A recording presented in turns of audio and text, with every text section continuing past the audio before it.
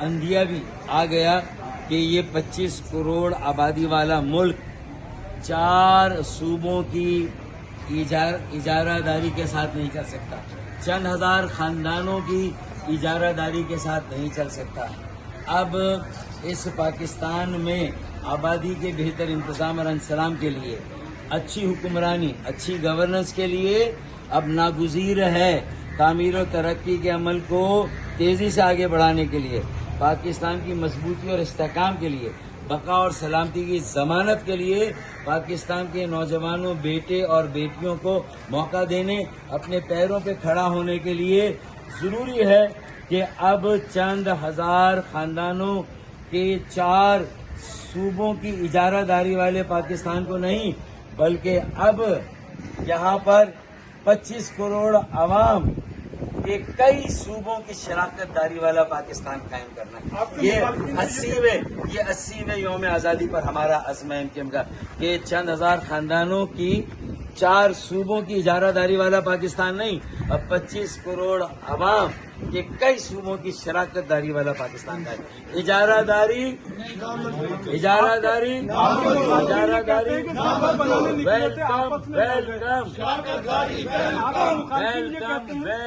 شراکت داری ویلکم۔ آپ کے مخالفین کا یہ کہنا ہے کہ صوبہ بنانے کے لیے نکلے تھے، صوبہ تقسیم کرنے نکلے تھے اور خود تقسیم ہو کر خود آپس میں لڑ پڑے۔ میرے خیال میں انہیں اپنی نظروں کو ٹیسٹ کرانا چاہیے۔ جن کا یہ گمان ہے یا خام خیالی ہے وہ انشاءاللہ بہت جلد دیکھیں گے کہ MKM پاکستان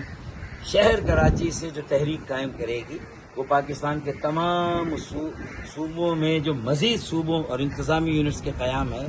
اس پر جا کر اختتام پذیر ہوگی انشاءاللہ۔ پورے پاکستان کو MKM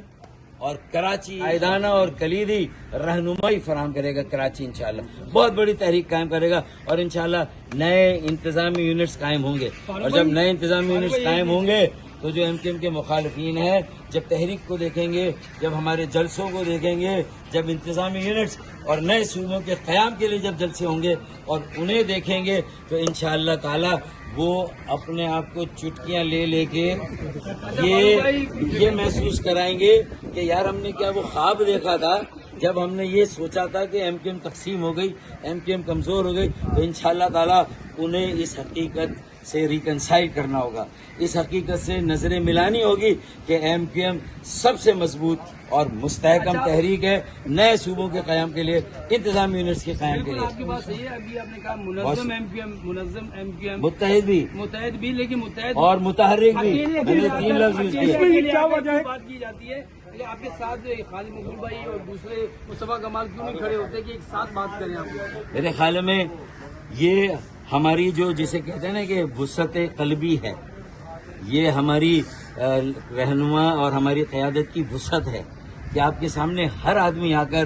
اپنے دلی جذبات کا اظہار کر رہا ہے۔ اگر ہم سب اس طرح کریں تو اس کا مطلب یہ تھوڑی کہ آپ یہ تصور کر لیں، مطلب آپ تو چلے آبزرور اس لیے کر رہے ہیں، لیکن بہت سے لوگوں کی جو رال ٹپک رہی ہے انشاءاللہ تعالیٰ وہ زمین پر نہیں گرے گی، اس سے پہلے واپس ان کے منہ میں جائے گی۔ کیا وجہ ہے کہ